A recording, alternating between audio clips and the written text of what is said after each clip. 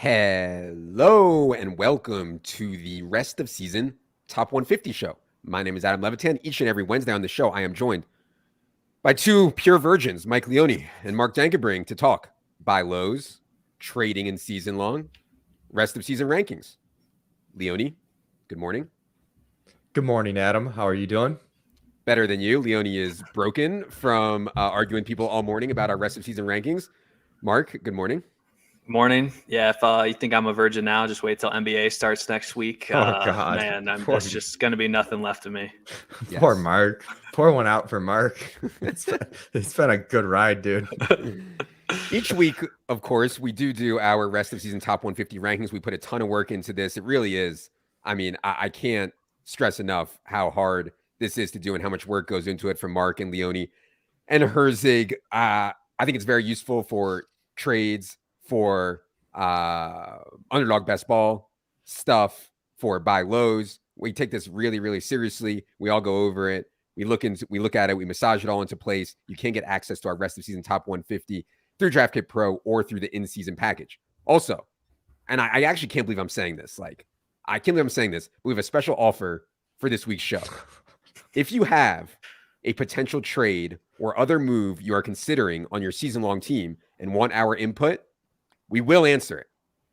We will answer it. The only requirements are you go to our YouTube channel, you subscribe to the YouTube channel, and you ask your question in the comments under the show. We will do our best to help you if you get in your question before Thursday morning. I mean, this is all time. But anyways. Oh, last thing. I was going to say it's a really good use of the CEO's time to be answering these questions. It's a well-structured organization. Yes. Well, you know what? Our North Star is always we bring value to the people, and so there's nothing more important than that. Also, last thing, reminder that the Best Ball Resurrection Tournament on Underdog locks Thursday, tomorrow. Our rankings for this contest are up on the site. It's basically a best ball draft for weeks 6 through 17 only. If you don't have an Underdog account, promo code ETR for matching deposit bonus up to $100. And again, it's a snake draft on Underdog. Cool tournament, 6 through 17 only. Pretty cool. Okay. I think, Leone, we should start with the tight end stuff because I think that there is a lot to digest here. George Kittle, Kyle Pitts and Darren Waller have not performed well. And now Darren Waller is hurt. We have moved all these guys closer together. In other words, Higbee and Njoku are closer to that top tier. We moved Goddard into that tier right there with Kittle and Pitts. I think some people are saying, though, how can you still have George Kittle at tight end 3? How can you still have Kyle Pitts at tight end 4, et cetera, et cetera? What do you think about the tight end landscape right now and going forward and how these guys kind of interact with each other? Yeah, I think, collectively, maybe we're a little bit too high relative to other positions, but within the position, I feel pretty good about having Kittle and Pitts T3 and 4 in some order. You could make the argument for Goddard there. Waller, I want some clean bill of health before I feel more confident in him. But basically, the tight end position, and this is why, tight ends like outside of the very top are always risky bets, is the floor is really bad week to week. Almost no matter who you are, the floor is bad. And we've seen some other tight ends that were drafted later thus far through 5 weeks show better floors than Kyle Pitts, than George Kittle. And I think people aren't understanding why we would have a gap in the rankings when the floor has been the same. But the reason is when you look at what's going to really impact your season, it's not that, maybe Cade Otton got you 9 points and Kittle got you 7 one week, and that was frustrating. It's George Kittle drops a 40 burger for you in the playoffs. And we've seen the San Francisco 49ers, since they switched to Jimmy Garoppolo, they're neutral in terms of pass rate over expectation. It's a really condensed offense. So I think Kittle's going to have some really big spike weeks, and those spike weeks are going to be really meaningful. They're going to be much more meaningful than what other tight ends behind him might do, even if the floor week to week is the same. There's also contingent value on a guy like Kittle, where if anything happens to Debo, to Ayuk, that condensed passing tree gets condensed even further. So I'm really in on Kittle rest of the season, but Kyle Pitts missed an entire week. He's still second in the entire NFL in tight end air yards. He has a skill set and a usage opportunity that other tight ends simply don't have. And Atlanta's pass rate is absolutely an issue. I don't think it's possible for them to keep throwing only 25 times a game, though, but we'll see. I mean, people are like, oh, should I bench Kyle Pitts for Taysom Hill? And stuff like this. I I get that, and I get that Kyle Pitts' floor is really low and Taysom Hill's floor is really low. I think Taysom was a unique case because you saw the ceiling that he can have. It's just really hard for me to pull the trigger on Taysom Hill when 1 week he could play 2 snaps, et cetera, et cetera. On the Goddard one was the one we moved up. I mean, Goddard was the one that we moved up the most, 16 spots on Goddard. Also in Njoku, 24 spots. I mean, Goddard is a very, very talented player that they are running screen passes to, that they're running screen passes through. And if anything were to happen to Devonta Smith or AJ Brown, I think Goddard's role would expand pretty well there. I do just want to comment. I would hold the guys like Pitts and Kittle. I definitely wouldn't sell low. Like Leone said, it's kind of been worst case scenario, and it can only go up from here. And then if you are trying to buy a tight end, I think David Njoku is interesting because he's had run a route on over 80% of dropbacks in the last few weeks, and will get Deshaun Watson back for the fantasy playoffs. So I think, if you're kind of buying high on any of the tight ends, I think Njoku is the one for me. Yeah, I love Njoku. I don't think anybody's selling Njoku right now. Like at the tight end position, he's been so good. I think it's going to be hard to find someone, but if someone does want to get rid of their Njoku, maybe they have some like Andrews Njoku team or a Kelsey Njoku team, maybe you could do it like that. I wanted to talk about Josh Jacobs and a couple other running backs for a second here, Mark. I mean, we moved Josh Jacobs up significantly, 24 spots, 36th overall. His role right now is among the best in the league, and he's playing at a really high rate, at like really high level, one of the best in the league. I think people will say, man, you guys could even have Josh Jacobs even higher than 36 overall. What do you think about that, Mark? As you said, his role is extremely elite. He has 79% of the Raiders team rush attempts right now. Only Jonathan Taylor has a higher mark among running backs, and no other running back is over 75%. So just getting so many of the carries there. And, coming into the season, we were worried that they drafted Zamir White. Obviously, Josh McDaniels coming over from New England. They typically run a committee approach. So we were worried about a committee, but it really hasn't been that case at all with Jacobs. He had 1 target in weeks 1 and 2. But since then, he's seen a 15% target share over the last 3 weeks, which is also pretty elite among running backs. If we just looked at the whole season, 15% would rank 7th among all running backs. And then he's also 4th in the NFL with 11 carries inside the 10, and no one else on the Raiders has even attempted a rush attempt inside the 10. So that goal line role is, all to Jacobs. So pretty much every box you can check with Jacobs at this point, is there with the goal line role. He's getting more involved in the passing game, and then just, pure volume as well. And as you mentioned, he's looked great. He has the 3rd most broken tackles in the league. So, I think Josh Jacobs is right there on the RB1 conversation, and is just a great back moving forward. Yeah. And I think, not to harp too much on the preseason process, I was out on Josh Jacobs. That was a pretty bad mistake. I think I thought Amir Abdul would play more. I thought Brendan Bolden would play more. I thought Zamir White would play more. I think when you have a guy who is a base back, a starter on a pretty good team with some skills, like in the 7th or 8th round, it's probably good. And it's not, people are like, oh, see the dead zone. Josh Jacobs wasn't in the dead zone. Josh Jacobs was after the dead zone. And so, there wasn't that much opportunity cost there to take Josh Jacobs in round 7 or 8 or so. I think one more thing on this top part of running back, Mark. I think people will say, how can you guys have Nick Chubb 18th overall? He's fantasy's best player. I talked about his schedule last week. Chargers rush defense is still bad. I mean, people will say it's better than last year. It's still absolutely atrocious. He absolutely shredded them. People are saying, how can you have Nick Chubb, fantasy's number 1 running back, fantasy's number 1 player at 18th overall? I just want to remind people in this format, if you're playing Best Ball Resurrection, if you're trading for Nick Chubb, you don't get any of the points that he had. Schedule's about to get a lot tougher, but I see the case that people want to make. Nick Chubb is absolutely elite. Joe Mixon's been awful. Looks like he's running with a piano on his back. I still prefer Mixon over Chubb personally, but I see the debate there. What do you think about the Chubb versus Mixon stuff, Mark? Overall, just volume wise, like the role for Mixon is honestly better in terms of the amount of running back touches he's getting compared to his teammates. And Mixon has 15 rush attempts inside the 10-yard line. He only has 1 touchdown, whereas Nick Chubb has 10 attempts inside the 10, has scored 4 touchdowns. So again, if Mixon had just been able to convert, a few more of those carries into touchdowns, I think things would look a lot different. Mixon is also a bit more game script proof than Nick Chubb. We've seen the Browns play either from ahead or within a tight game scripts in each of the first 5 weeks. And as you mentioned, their schedule's about to get a lot tougher. Nick Chubb is like in the 40s among running backs with about a 6% target share. That's pretty horrible.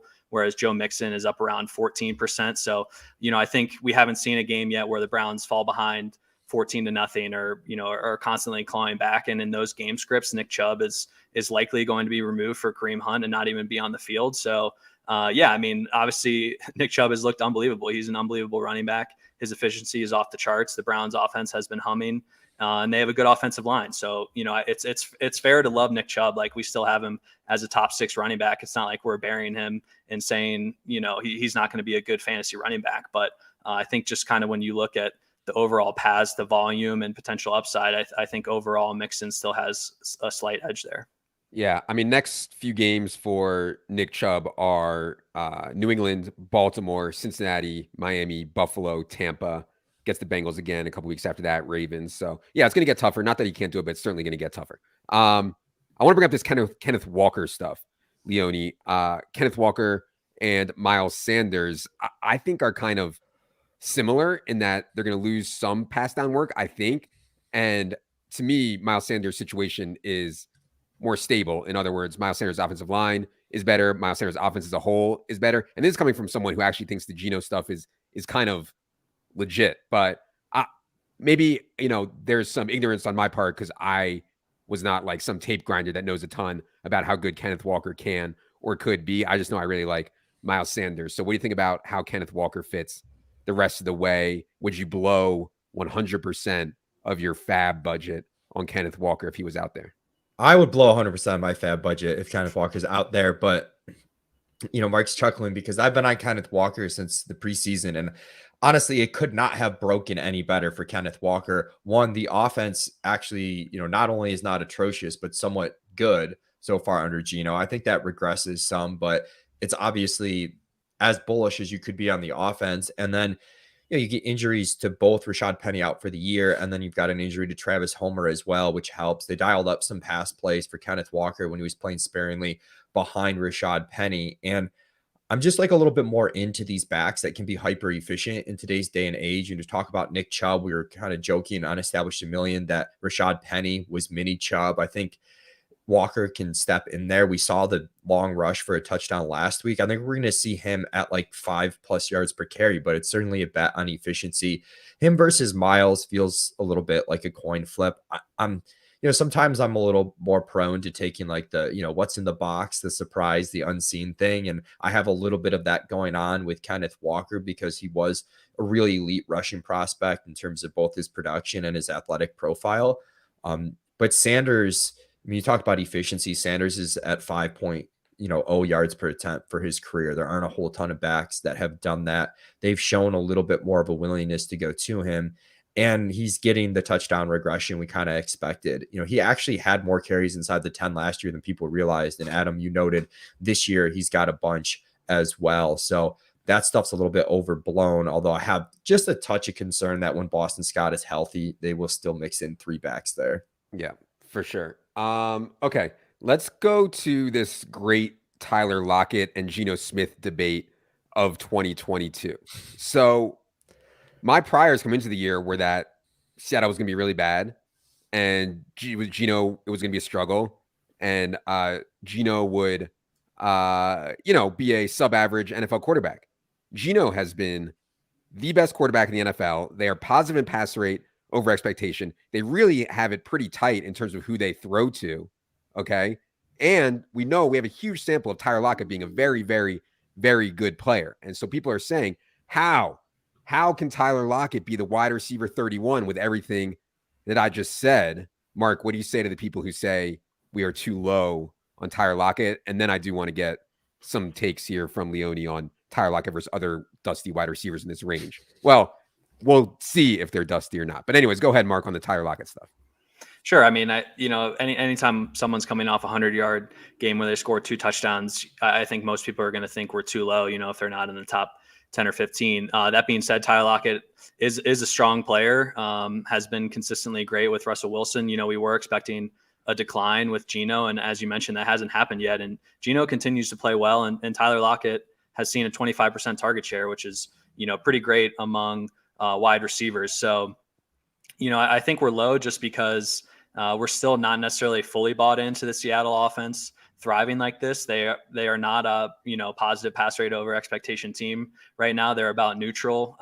Their offensive plays per game are still some of the lowest in the league at 55. Despite some spike weeks there in weeks 3 and 4. So their defense is horrible. Can't really get off the field consistently. So I still think we're going to see some games where there's low volume for Lockett. But I think wide receiver 3 range is kind of right for him at this point. We're going to see some spike weeks. We're going to see some weeks where he only gets 5 or 6 targets and, catches 4 of them. So I think obviously we've seen some of the better weeks we're going to get out of him from the season. And, we're trying to take the long approach here and kind of bake in some regression for a Seattle offense that, maybe we're clinging to our priors too much on, but I still don't think they're going to be as elite as they've shown the last couple of weeks against the Lions and, obviously outperformed expectations against the Saints. So my counter to this is that when we have a team with a really bad defense, like Seattle's defense might be just as bad, if not worse, than Detroit, and a good offense. And like, I think the Geno stuff might be a little bit stickier than you guys. And so if you combine that, a really bad defense with a quarterback who's playing really well and 2 really good wide receivers, and that's all that they throw to me, that's like a recipe for sustained success. I know he just came off 100 yards and 2 touchdowns. He's had a bunch of good games before that. He's had a long career of having good games. And so to me, I have major concerns about Juju Smith-Schuster, who we'll get to in a second. Everybody knows I've been out on Michael Thomas since before the year. I know Terry McLaurin is losing so much to Curtis Samuel, et cetera, et cetera. Leone, what do you think about how we have Lockett compared to some of these other guys? And I do want to get into the what to do with Juju conversation.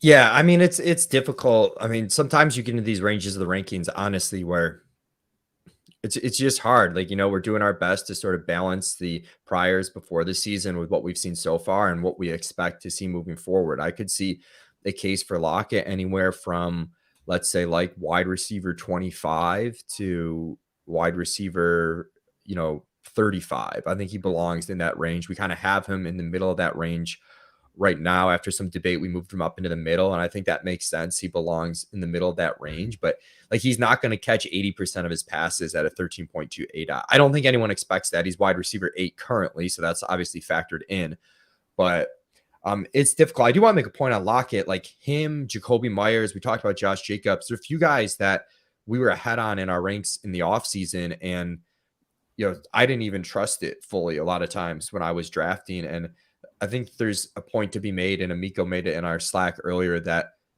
we think about upside like almost if it doesn't follow an obvious linear narrative path, sometimes we dismiss the upside, but sometimes guys that are just like decent in right spots, like if they're going late enough, it's worth the bet. And that's kind of what the case was with Myers, Lockett, and Jacobs. Now, as far as some of these other dusty wide receivers that haven't performed, there's a trio in particular of Jerry Jeudy, DJ Moore, and Juju Smith-Schuster right in that Lockett range that have not performed. And I think with all of these players, we have probably Juju most questionable, but we feel pretty good about the talent on those players. I guess Judy's pretty questionable too, but he was a pretty strong prospect, 1st-round pick, hasn't always dealt with the best quarterback play, but his usage has been pretty good so far. Both him and Juju are on the by Leone model. Their teams have had strong team totals for their targets. We would have expected them to perform better than they have based on the usage they've had, not even accounting for the fact that we think they might be good players. Like skill agnostic, they should have performed better. Juju Smith-Schuster has 8 targets in 4 out of 5 games coming from Patrick Mahomes.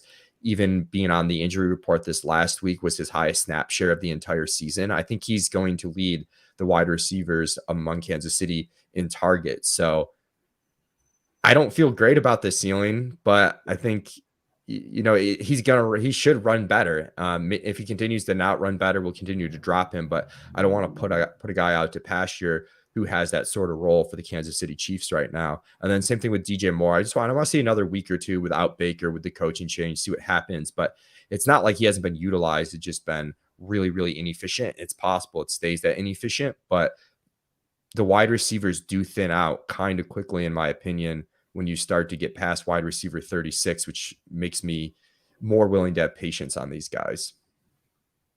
There's also some trade outs for DJ Moore, right? Like if they completely blow it up, I don't know if they can get anyone to take DJ Moore and his contract, but if they can, DJ Moore could be on the move, and I think that's at least worth noting. My concern on Juju Smith-Schuster is that, yeah, he might lead wide receivers in targets, but it's still only like an 18% target share, and his ADOT is 8 yards. And when you have an ADOT that low, you need a lot of volume to get there, and especially when you're not separating and you don't have a lot of yak ability, which I don't think Juju really has. And this is all like, it could change, but I don't know. I was really big on Juju before the season, and yeah, I'm scared. I'm scared. Yeah, I'm scared too. Like, to be clear, like I'm not scared, but we're trying to just weigh everything we can, as best as possible and not be too reactionary. It's one that possibly we're not reacting quick enough, but yeah, he keeps getting 8 targets a week, though. We'll see if he continues to not perform. Like I said, we'll drop him, but I suspect we'll see him run a little bit better. He got tackled inside the 5, I think, twice in that Monday night game against the Raiders. If he finds the end zone twice, I think the conversation's already a little bit different. Let's go to Arizona. There's a lot going on with Arizona. I mean, obviously Cliff has completely handcuffed the team with just ridiculously poor scheming and not getting his players in position to win. I think there's a narrative out there that DeAndre Hopkins is going to come back and save this team. I don't see it that way. I didn't think DeAndre Hopkins was very good last year. He's reaching an age where I think you start to see serious decline. And I think Cliff just has no idea how to use any of these guys. And we firmly think Marquise Brown is better than DeAndre Hopkins, even when DeAndre Hopkins comes back. I think people also have questions about Eno now because his opportunity is striking, but they have a lot of guys out. James Conner is also banged up. So, Mark, I know it's hard to do the Arizona stuff because, my God, there's so many different moving parts and so much doltdom going on with the scheme. But what do you think about Hopkins coming back, how that affects things? Then also, could we have Eno even higher maybe? I don't know if we can. Yeah, I think I'm on a bit of an island actually with Hopkins here. I'm pretty excited about him coming back. Not necessarily just for the overall Cardinals team success, but I do think he is going to be a very solid fantasy contributor. I also will note that Hopkins is the same age as Tyler Lockett. So in terms of, age adjusted production, like I don't think, there's too big of a gap there. And then I think, with Hopkins, him having this time off, I think is going to benefit him. Last year, he obviously missed the latter part of the season with an injury. He's had all offseason to recover and rehab and get healthy. He has this massive chip on his shoulder coming off, obviously the PED suspension. And with these older players, like we always, Evan always harps on, we want to play those guys early in the season when they're at full strength and when they're healthy. And Hopkins is literally all he's been doing is training and rehabbing, these past 6 weeks, and will be a completely fresh body when he comes into the offense. And then last year, his role, his target share definitely dipped from his first season in Arizona, but it was still very solid. He still finished top 25 in the league in targets inside the 10-yard line, despite only playing 10 games last year. And so I expect him, you mentioned Cliff just absolutely plugs these guys back into the exact same roles as kind of they've always had. So, I think he's going to supplant AJ Green on the outside. And I think he's going to get a lot of looks in the red zone and, around the end zone, because obviously Marquise Brown, his biggest bugaboo is that he's short and can't really, separate and consistently earn those targets in the red zone and close in areas. So I think Hopkins is still going to have the majority role there. You mentioned Connor is banged up. So, if Connor misses, I think even more stuff could go to Hopkins there. So I'm definitely bullish on him returning. In terms of Eno, he's going to be my buy later on in the show. So I'll kind of save my spiel for him then. I think he's a great buy at this point. The Cardinals, signed 2 running backs to their practice squad, which kind of indicates the injuries might be an issue with Connor and Darrell Williams. So yeah, I think Eno is a great pickup and stash at this point in time. All right. For people playing in the underdog resurrection stuff, you'll notice that ADP on quarterbacks is absolutely out of control. Like a bunch of guys, a fistful of guys going in the top 10, in the top 15. It sounds crazy, right? And it sounds crazy to me, Leonie, as someone who's been a long time late round quarterback, recently shifted to mid round quarterback guy, where we got guys like Hurts and Lamar Jackson, and I took a bunch of Kyler and stuff like that. Now, I get that the landscape has changed. I get that people understand how dominant Josh Allen, Lamar Jackson, Jalen Hurts are. Top 5, though, for a quarterback, can that be right Leone, and what do you think about the quarterback landscape going forward? Yeah, I mean, I feel like we're rehashing a lot of what we talked about, which is these quarterbacks have more upside in a more predictable fashion than they've had before, but there reaches a point where there's too much strain on the rest of your roster when you can get guys like, Aaron Rodgers, for example, outside the top 100. He's just inside the top 100. You can get a guy like Tua outside the top 100. You can get Dak 95th overall. And Gino.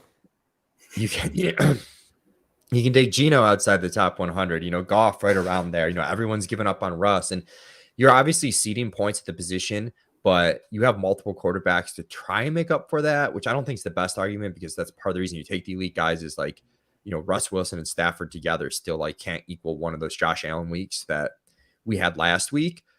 There's a tipping point for everything. And I think the ADP is too early. I think if you want to reach on quarterbacks in the resurrection contest, Herbert at 31, Kyler at 41, Brady at 59, Dak at like 95, like those guys are better bets to me, because what happens at the other positions is you're taking guys that could be like complete zeros later on in draft. Like, so you start comparing Cooper Kupp to, other wide receiver threes and whatnot. On paper right now, it might not look like the biggest gap, but there's a lot more fragility in that wide receiver three you're comparing to Cooper Kupp than there is in that quarterback, like Dak Prescott compared to Josh Allen. And I think that's kind of the issue, is like on paper, I can see where the quarterback seems like it makes so much sense if you do like a value above replacement player type thing. But what that math fails to account for is the volatility of the fringe skill players.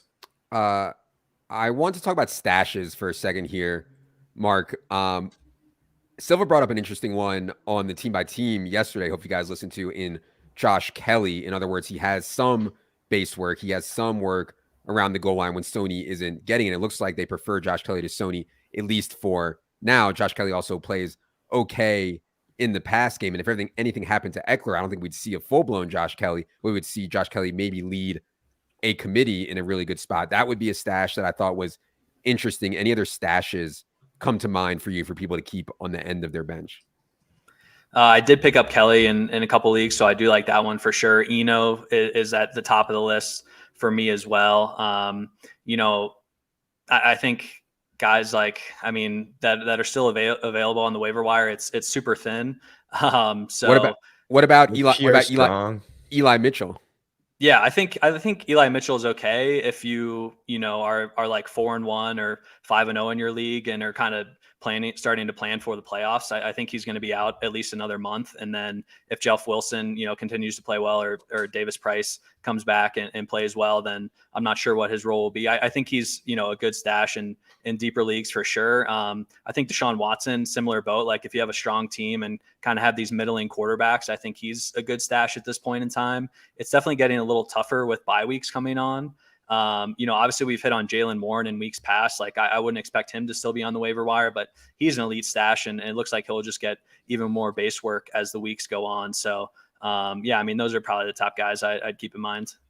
I was looking at Matt Breida a little bit too in some of my deeper leagues. It looks like he's the backup to Barkley. Barkley went down a little bit last game though, and Brightwell came in and scored the goal line touchdown. That's the only concern there. Is generally when you're stashing guys like this, you want it to be someone like, Kenneth Walker, Jeff Wilson, where when the injury happens, it's very clear plus in value. It's harder. Like someone like Tyler Algier, for example, he got 2 injuries in front of him, and it's still kind of debatable whether or not he's startable. So try and find guys that seem like if the unlikely thing happens, they will benefit substantially.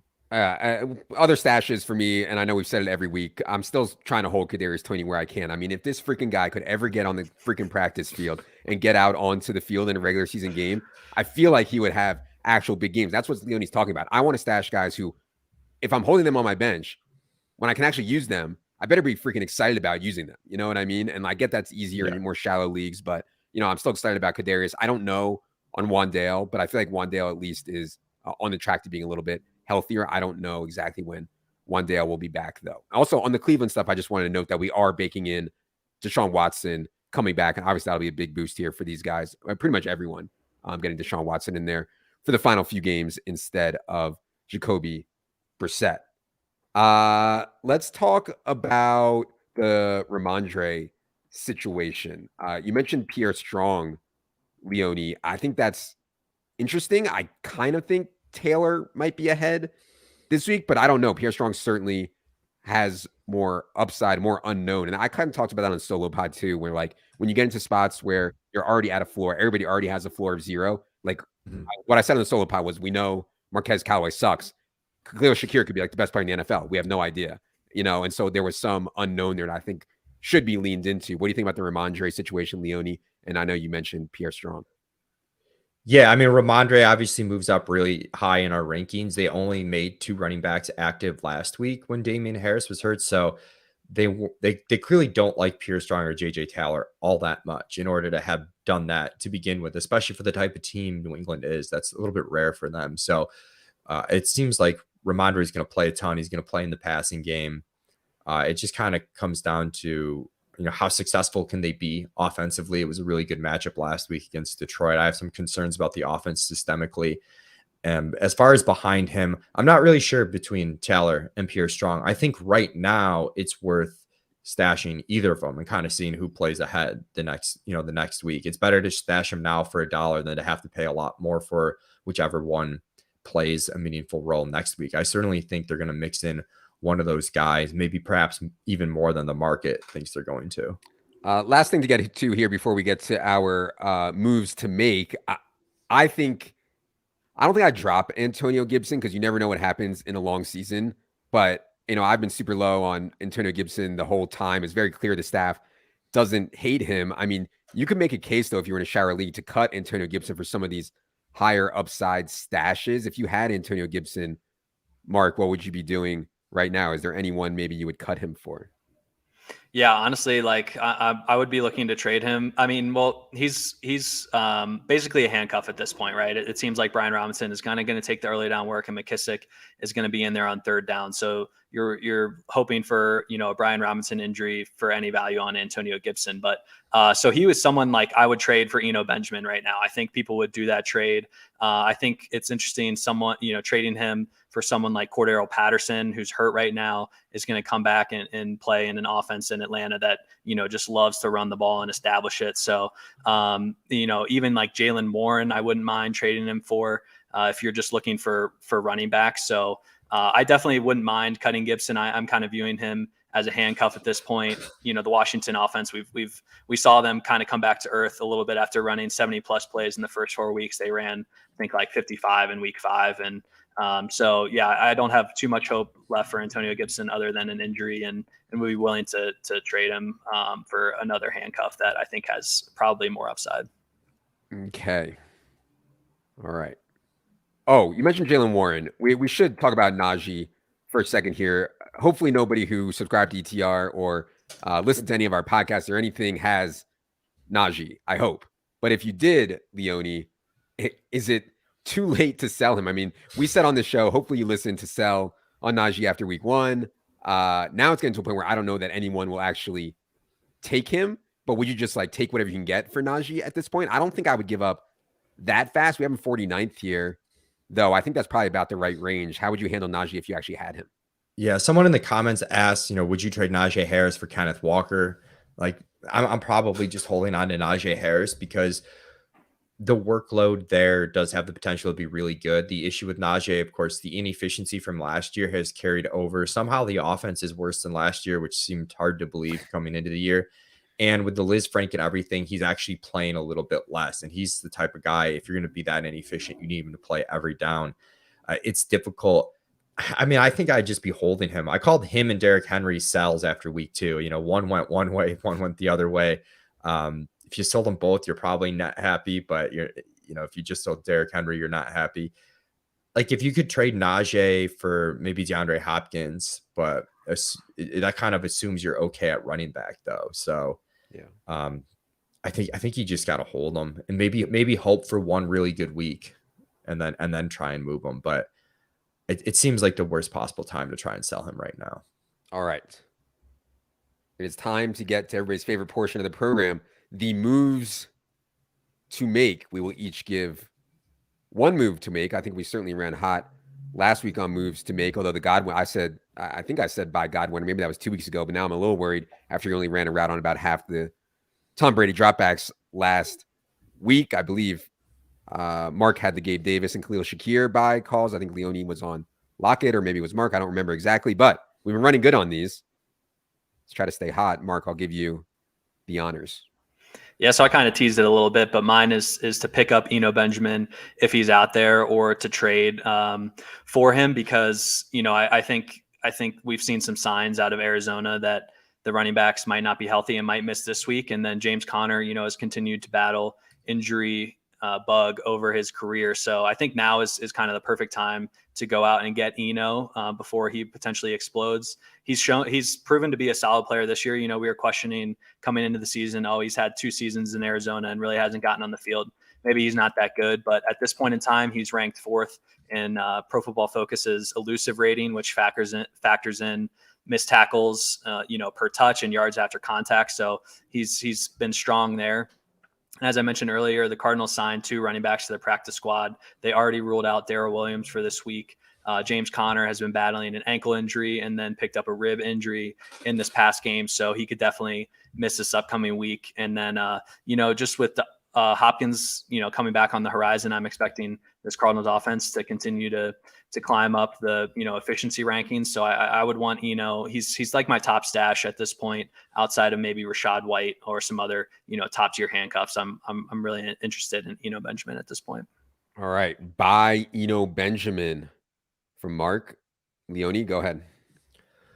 I'll give 2. I'll give 1 real quick. I think if people are panicking on Amon-Ra St. Brown, we still have him really, really high relative to the market. Sometimes, he just clearly wasn't all the way back last week. So I'd look at him, but we hit on the tight end stuff, and I think now's the time to get George Kittle. He has 1 explosion week and it completely changes because tight end is so bad top to bottom, with the exception of the very top, that as high as people think we are on George Kittle right now, he has one of those smash games. Next week, they're going to tell us we're too low on George Kittle. And his yards per target since 2018, 10.1, 9.8, 10.1, 9.7. This year, it's 6.6. I actually think the volumes, it's not going to be great, but it's going to be good enough. It's going to be commensurate with other tight ends, and he has a lot more efficiency upside. So now's the time to get Kittle. If you can trade like Higbee or something for him, I think I would do it for the upside, but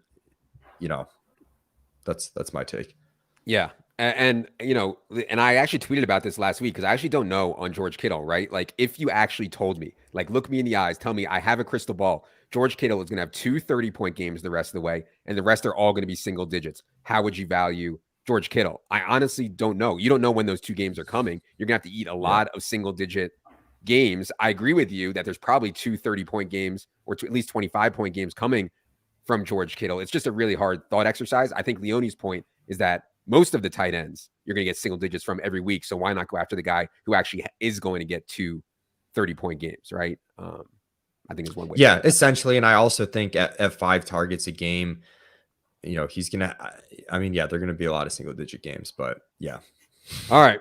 I'm going to go outside the box with this one. And I think Mark is going to disagree with this one, but my move to make is sell DeAndre Hopkins. I know what you're thinking. I've been holding DeAndre Hopkins all year. All year, he's been sitting on my bench, Adam. I've been waiting for this moment for DeAndre Hopkins to get off suspension and play him. Yes, this is also when his perceived value is the highest. Once he gets out there and shows that he's 30 years old with this freaking idiot Cliff Kingsbury, nobody's going to want DeAndre Hopkins anymore, in my opinion. And so the peak value for DeAndre Hopkins is actually before he plays the game. And I get that it sucks you've held him this whole time, but you got a discount on draft day on DeAndre Hopkins. Now you've held him. His value is theoretically higher. We have him here 48th overall. And so once he gets out there, if he gets out there and looks bad, it's over. Like, you're not going to be able to get anything for him. If I was holding DeAndre Hopkins this whole time, which I haven't, obviously, but if I was holding DeAndre Hopkins this whole time, I would be trying to sell him now. All right. Hopefully this was enjoyable and value for all you guys. Again, if you have questions that we did not answer on this show, go to YouTube, hit the subscribe button, leave your question in the comments after this show. We will get to all of them if you post it by tonight / very early Thursday morning, and then there will be a cutoff. But appreciate y'all being here. Again, hit the subscribe button on YouTube. I will be back on Friday night to talk about the Week 6 DFS slate headlined by Chiefs Bills with Silva and Wiggins. And then we'll have Establish a Million with Leone and Dink on Saturday. For Mark, for Leone, I'm Adam. Good luck, everybody.